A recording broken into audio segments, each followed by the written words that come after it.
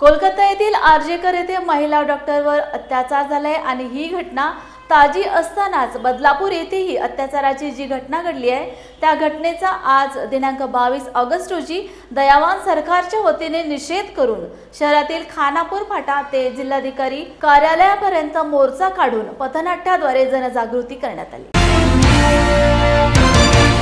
अरे अरे तुम्ही कार्य का बाजू काय का स्त्रीला पण तुम्ही जातीत वाटलं का रे?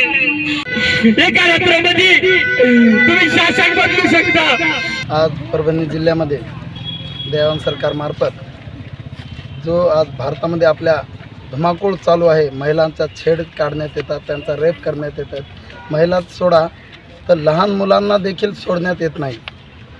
आज अशा अवस्थेमध्ये खरोखर म्हणलं तर आज जे आम्ही पथनाट्य सादर केलं ते बघून अक्षरशः आमच्या डोळ्यात देखील पाणी येत आहे।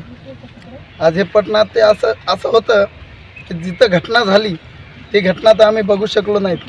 त्या बिचारीचा, त्या बहिणीचा आमच्या, त्या लेकीचा आमच्या, त्या माईचा आमच्या, त्यांच्यावर काय झालं ते आम्ही तिथं बघितलं नाही। पण आज आम्ही जे पथनाट्य इथं केलं ते अक्षरशः आम्हाला आमच्या हृदयाला शिवून गेलेलं आहे। आणि हे पथनाट्य याच्यासाठी सादर केलेलं आहे आपण की प्रत्येकाच्या मनात एक मन आहे आणि छातीमध्ये एक काळीज आहे। त्या काळीज पिळून तुम्ही स्वतःच्या आई बहिणीकडे लक्ष देऊ शकतात, मग दुसऱ्याच्या आई बहिणीकडे का नाही देऊ शकत? आपल्या आई बहिणीसाठी आपण काही पण करू शकतो। आपल्या बहिणीला कोणी छेडलं तर त्याला मारून टाकण्यापर्यंत का आपण विषय करतो। आपल्या मुलीकडे कोणी बघितलं तर आपण त्याला सोडत नाहीत, मग दुसऱ्याची बी मुलगी आपली समजाना, आपली बहीण दुसऱ्याची बहीण पण आपली समजाना। आज वैशीपणा इतका वाढून गेलेला आहे भारतामध्ये आणि ह्या भारतामध्ये जेवढी बेरोजगारी वाढली त्या बेरोजगारीमुळे नवीन आणि तरुण पिढी ही व्यसनाकडे अधीन झाली। व्यसनामुळे हे असे प्रकार घडत आहेत।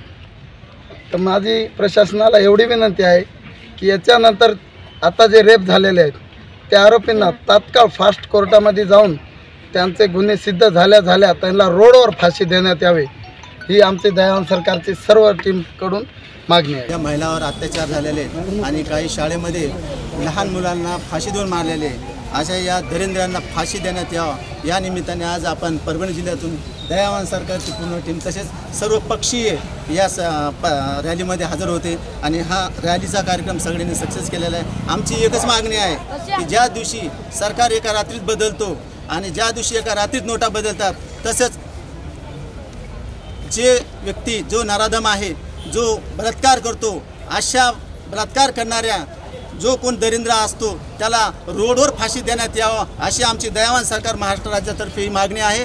आणि ही मागणी आम्ही जोपर्यंत सक्सेस होत नाही तोपर्यंत असे आंदोलन करू।